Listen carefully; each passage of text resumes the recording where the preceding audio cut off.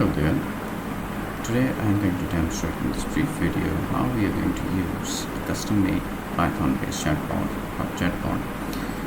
integrated with a YOLO once model for object detection and captioning. So let's start with this. Is the interface for the chatbot that I've developed in Python, and I'm using the YOLO models. I'm going to use the latest one, I guess. I'm going to select the image. Let's start with this here image, and we're going to do for the detection first. So let's start detection.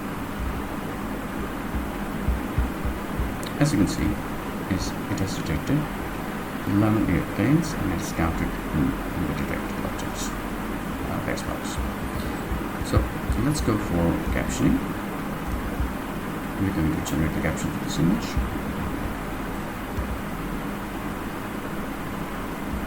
The caption is generated. Let's have a look.